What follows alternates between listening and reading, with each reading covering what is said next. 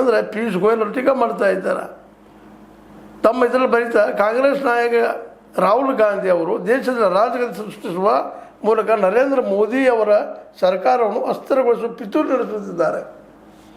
ಒಂದೇನು ಅಲ್ಪಸಂಖ್ಯಾತ ಸಭೆಯಲ್ಲಿ ಮಾತಾಡಿದರು, ಇಂಬ್ಯಾಲೆನ್ಸ್ ಹೆಚ್ಚಾಗ್ಯದ, ನರೇಂದ್ರ ಮೋದಿ ಅವ್ರ ಸರ್ಕಾರ ಬಿದ್ದು ಹೋಗ್ತದೆ, ಇಲ್ಲಿ ಬಡತನ ಒಂದು ಕಡೆ ಹಂಗೆ ಬೆಳೀತಾನೆ ಇದೆ, ಶ್ರೀಮಂತರಾಗ್ತಾ ಇದ್ದಾರೆ, ಬಡವರು ಆಗ್ತಾ ಇದ್ದಾರೆ, ಇದು ಹಿಂದೆಲ್ಲ ನಾಳೆ ಒಂದು ಕ್ರಾಂತಿಗೆ ಕಾರಣ ಆಗ್ತಾರಂಥ ಮಾತನ್ನು ತೆಗೆದುಕೊಂಡು ಇವತ್ತು ನಮ್ಮ ಪಿಯೂಷ್ ಗೋಯಲ್ ಗೊತ್ತದ, ಇವರು ಕಮರ್ಷಿಯಲ್ ಮಿನಿಸ್ಟರ್, ಇವರು ಟೀಕಾ ಮಾಡ್ತಾ ಇದ್ದಾರೆ. ಈ ದೇಶದಲ್ಲಿ ರಾಜಕೀಯ ದುಡ್ಡು ಆಗ್ತಾ ಇದ್ದಾರೆ.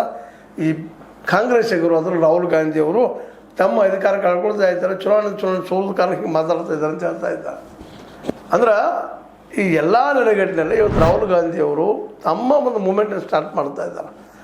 ಆದ್ರೆ ಇಷ್ಟು ಮಾಡಿದ್ರೆ ಇದು ಸ್ಟೇಟ್ಮೆಂಟ್ ಕೊಟ್ಟರೆ ಅಥವಾ ಒಂದು ಏನೋ ಇವತ್ತು ನಮ್ಮಲ್ಲಿದ ಎಕ್ಸ್ನಲ್ಲೋ ಮತ್ತೆಲ್ಲೋ ಬರ್ಕೊಂಡ್ಬಿಟ್ರೆ ಕ್ರಾಂತಿ ಆಗ್ತದನ ಅಂತೇಳಿ ಇದು ಕಾರ್ಯರೂಪ ಬರಬೇಕಾಗಿತ್ತಪ್ಪ ಅಂದರೆ ಇವತ್ತು ಮೂಮೆಂಟ್ ಅದ ಜನರಿಗೆ ಹಸಿವಿನ ಸಂಘ ಜೋರಾಗ್ಯದ, ಉದ್ಯೋಗ ಇಲ್ಲ, ನಿರುದ್ಯೋಗಿಗಳಾಗಿದ್ದಾರೆ. ಇವತ್ತು ಯುವಕರೆಲ್ಲ ಬೀದಿ ಬಿದ್ದಿದ್ದಾರೆ. ಅವರಿಗೆಲ್ಲ ಇವತ್ತು ಲೀಡರ್ಶಿಪ್ ತೊಗೊಂಡು ಈ ಹೋರಾಟವನ್ನು ಆರಂಭ ಮಾಡಬೇಕಾಗಿದೆ. ನೆಲಮಟ್ಟದ ಹೋರಾಟ ಅನ್ನುವಂಥದ್ದು ಈಗಾಗಲೇ ಈ ದಿಶೆಯಲ್ಲಿ ಇಡೀ ದೇಶವನ್ನು ಪಾದಯಾತ್ರೆ ಮೂಲಕ ಒಂದುಗೂಡಿಸೋ ಪ್ರಯತ್ನ ಮಾಡಿದಂಥ ರಾಹುಲ್ ಗಾಂಧಿ ಅವರಿಗೆ ಈ ಮುಂದಿನ ಈ ಹೋರಾಟ ಈಗೇನು ಇವರಲ್ಲಿ ಒಡಮೂಡ್ತಾ ಇದೆ, ಅದರಲ್ಲೂ CJP ಹುಟ್ಟಿದ ಕಾಕ್ರೋಚ್ ಜನತಾ ಪಾರ್ಟಿ, ಅದರಿಂದಾಗಿ ಸಹಜವಾಗಿ ಜನರ ತೃಪ್ತಿ ಅದ, ಸಹಕಾರದ ಸಿಟ್ಟದ, ರಭಸದ. ಈ ರಭಸವನ್ನು ಪರಿವರ್ತನೆ ಮಾಡಿಕೊಂಡು ಹೋರಾಟದ ರೂಪದಲ್ಲಿ ತೊಗೊಂಡು ಹೋಗುವಂಥ ಬೀದಿಗಿಳಿದು ಹೋರಾಟ ಮಾಡುವಂಥ ಶಕ್ತಿ ಬರಬೇಕಾಗಿದೆ. ಆ ಶಕ್ತಿ ತರೋ ದಿಶೆಯಲ್ಲಿ ಏನಾದರೂ ನಮ್ಮ ರಾಹುಲ್ ಗಾಂಧಿ ಅವರು ಪ್ರಯತ್ನ ಮಾಡ್ತಾ ಇದ್ದಾರಾ ಅನ್ನುವಂಥ ಇನ್ನೊಂದು ಪ್ರಶ್ನೆ ಹುಟ್ಟಿದೆ. ಯಾಕಂದರೆ ದೇಶದಲ್ಲಿ ಅರಾಜಕತೆ ಹುಟ್ಟಾಕೋದು ಮತ್ತೆ ಮಾಡೋದು ಕೆಲಸ ಮಾಡ್ತಾ ಇದ್ದಾರೆ. ಇಲ್ಲಿ ಬಡವ ಮತ್ತು ಶ್ರೀಮಂತರ ಮಧ್ಯದಲ್ಲಿ ಯುದ್ಧ ಹೆಚ್ಚುವಂಥ ಪ್ರಯತ್ನ ಮಾಡ್ತಾ ಇದ್ದಾರೆ.